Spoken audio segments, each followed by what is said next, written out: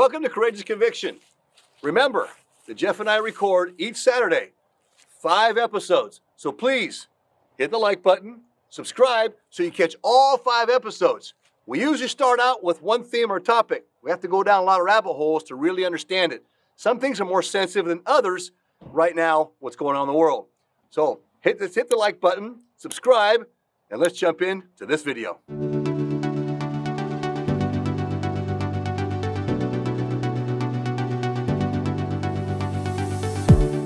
Yeah, big problem. You know, I had my daughter's principal say to me the other day, because I was saying, hey, look, I'm going to have to go out of country for, we got to get some paperwork stuff and for my residency and stuff. I got to go back down and I get to spend some time. And so my daughter's going to miss some school. And he's like, ooh, boy, that can't happen. That's not excused. It's not excused for legal documentation for her mother and for myself and for her. We have to go back down and do some work. And she says, yeah, I'm gonna have to call the school board on that. He said, but I'll tell you what, I'll work something out with you. He said, you and I'll sit down, we'll work something out. How much school she can miss? I said, well, she can probably miss 2 weeks of school. He says, ma'am, he said, well, I won't turn you in to child services. And I said to him, let's talk homeschool, bud, because I ain't putting up with your crap.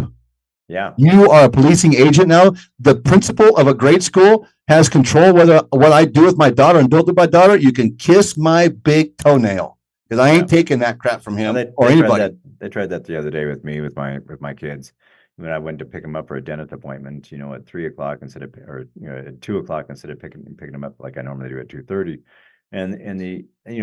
And I'm friends with those people in the administration. She's like, well, if you bring back something that says that you were at the dentist office, we can do it as an excused absence. I'm like, yeah, I don't care. And what you think? I'm not going to do that. Sorry, I'm not coming here. If I tell you that I'm taking my kids for the dentist, I expect that to be believed. I don't need to answer to anybody on that, period, ever. And I'll just pull my kids out of school and we'll home teach them. And well, your wife's a teacher, even, so you got that built right in there. Yeah. Yeah, my wife's going to have to learn how to be a teacher. Yeah, well, no, she's going to quit that job too, because there's just there's so much lack of accountability on every level. I mean, everybody's a victim. I was driving around town there the other day, and I'm like, there's all these license plates for disabled veterans. I'm like, wow, did all of a sudden everybody on the planet is a disabled veteran that ever served? Anybody that comes back from any war is now disabled. And how is that? What about my wife's students, which more than 50% of them have these codes like 503 or they all have, which means that they have special treatment in school. So she had this issue there the other day where a kid who is this number, right, that you can't talk to them a certain way, you have to give them passing grades. Whether kids are failing or not, they get passing grades, period. And the administration comes out and said nobody can get a 0, period. I mean, that's the whole Obama plan, that no child left behind thing, which is, it sounds great. No child left behind, like the military, no child left behind. But the problem is no man left behind. Yeah. Now it's all of a sudden that every child has to be treated with kid gloves and there is no discipline. There's no accountability. There's this kid in class, this little chick, that's got her back turned to my wife and talking to a group of friends in class while she's trying to teach. She says, turn around.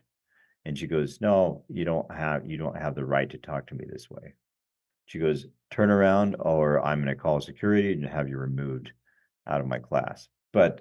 And she did end up having to do that. And security comes down. Security's like, well, she's teaching class. You're going to have to fill out this, documentation to show that as to why we pulled her out of class and whatnot. But, that's an extreme measure. Most of the time, there's no accountability. All kids, and they're doing this, they actually lie, the school does, so they can receive their federal funding.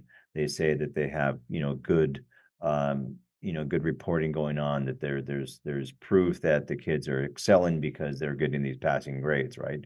Well, they're not doing the work, period. And they get second and third and fourth and fifth chances.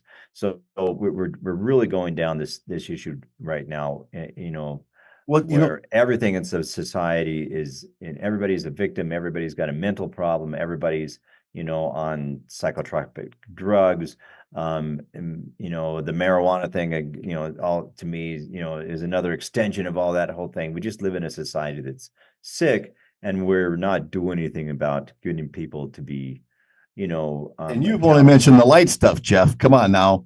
Yeah. I can go and actually change my gender. Well, yeah, we're getting way out there as a society. It's gone. I used to when I was studying, do my studies of Greece and then Rome, and I run into this whole issue of, especially Rome, just how accepted homosexuality was, right? Right before Rome, towards the end of Rome, and it was destructive. And I thought to myself, how did the people let this happen? Yeah. How did they let it happen? What a bunch of idiots! How could they let this even happen? They had their last emperor was a flaming. Yeah. Well, look at this. Look at Jesus Christ in the Americas. This is why the Book of Mormon is so important, and this is something I've been thinking about for a little while here during this conversation, because we're anti-socialism, we're pro-economics and pro, but look, there's been some bad sides. Pro agency, pro free will. Because, just like what you talked about. Responsible agency, right? But for 200 years after Christ came, there was no poverty, right, in the Americas. The Book of Mormon is very clear about that. So was it a socialistic government? The thing is that Satan... No, it wasn't. There's a lot of church leaders have to define that. Right. It wasn't, but there was something that a lot of people can look at that and say, and members of the church, and they do, to support their ideas on socialism. And I think they use that 200 years and say, hey, there wasn't any poverty, there wasn't rich people either, there wasn't poor people, everybody was the same class. And like, okay, well, there was free will. And that's the difference. That when you take that one ingredient out, then all of a sudden we've got a problem. Okay, well, hold up. Let's go one step further. There was free will under a constitution. Okay, they all agreed to live a standard of life, and they had rules and laws and order, and they all agreed to abide by that, right? Not everybody, they were all of one mind, like the city of Enoch. And that's the difference. And the reason, was everything in common? No, they had private property, and we know that because in the end, the greed sets back in because the secret combinations come in and start using that private property for greed to divide them up again, right? So we know they had the private property. The difference was, though, that they were not being Christ-like, and that's what happened, why they collapsed. It wasn't because they became wealthy. The Lord, that's a blessing the Lord blesses all of us with if we're obedient as wealth. That's like, if it was something he didn't want us to have, he wouldn't bless us with it. Right. And so, hey, I want to jump back to something. We're talking about, I'd said this earlier, the good coming across the border. I just want to say this much, right? And why I said to you when we started off this podcast that you're not going to have the First and Second Amendment taken away from us. It's going to get voted out. It's going to be browned out. And that's the idea. And we've had this talk before, right? And I have mentioned two of my seminary students when I was a seminary teacher, right? And they're here, and they're from the same family. Yeah. They and I plan on interviewing their parents when I'm down there. I know them well. I lived with them. I know them very well because I live in that complex with they're natives, and they're long-haired natives, down to the men have their hair all the way down to their butt. That's just their culture. That's the Quechua culture. I like that. Anyway, these are not bad people. Yeah. But you're going to see what, hold on. Let me just say something here real quick. They're not bad people, Jeff. But if you're going to ask them about their feelings in America, they've told me they're poor because America took it from them. Yeah. Okay. Here's the other thing. Things. That's what we were talking about. Here we go. And here's the other thing. They're going to say, and when I'm going to ask their opinion on who should citizens be armed, should they have a right to have guns and be able to carry them on the street? And they're going to say no, because we've had this conversation before. Absolutely not. That's crazy. Only the military should be armed, right? Yeah. And they feel that socialized medicine is, they're taught that it is a right of theirs, right? Yeah, but they feel like Guatemala that has the problem with the Mars. Well, hold on. Let me finish this now, Jeff. Let me finish this. This is why it won't be taken from us, because these people are going to vote against the First Amendment. They're going to vote against the Second Amendment. They're going to vote socialism because that's what they've been taught is right. So they're good people, but they don't get it. So either way, they're good people or not, they're going to turn this country blue. And that's all this administration needs in order to fulfill the agenda of the World Economic Forum. They can't vote. And to me, But they're voting, Jeff. They're voting. A driver's license, they can vote. Yeah. Well, you shouldn't be able to vote. And there should be a law against that. Well, there should be a law against illegal immigration too, my friend. Absolutely. But they're not. Well, that's why there is, but it's not being enforced. Sorry, right? that's why that has to be stopped right now. I'm all for immigration. I want a lot of people to come over, but the people that I want to come over are not the people that are being allowed in. People that are being allowed in are the ones that are coming over illegally. They come up here with no money, or they got robbed in Guatemala, like you say. And some of them are gang members, and some of them are being let out of prisons in Venezuela, and they're coming up here to our country and causing problems. And then they should have a right to vote. We started saying this months ago, Jeff. We just started saying it. And I hate to say this.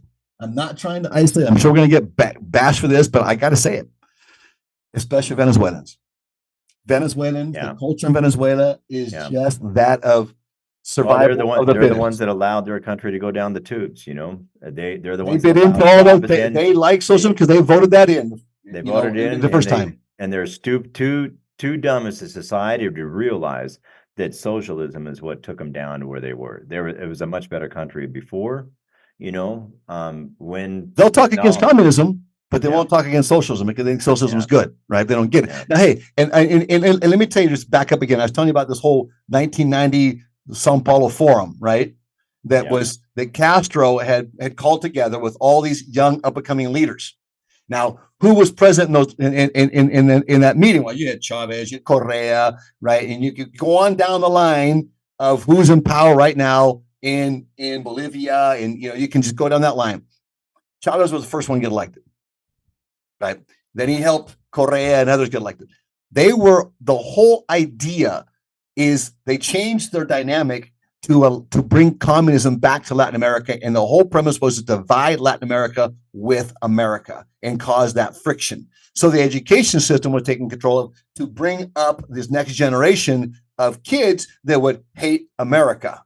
Mm-hmm. And trust me, I was treated very poor. Now, when you go down there as a tourist, I'm sorry, people, but you don't see the reality when you're a tourist. You just do not see it. These countries know what they've got to put up as an image. They do their homework, and they know where the tourist areas. They train their tour guides to talk to you in a certain way, to be a certain way with you, to refrain from saying certain things to you. This is all basically, you're just getting smoke and mirrors when you get down there. Even the narrative you get, like when you go down to the ruins, you're going to get the government's narrative, what they want to tell you. And trust me.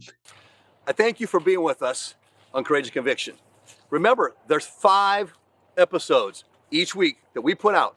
We have to go down a lot of rabbit holes, so stay with us, hit the thumbs up, subscribe, and don't miss tomorrow's episode on Courageous Conviction.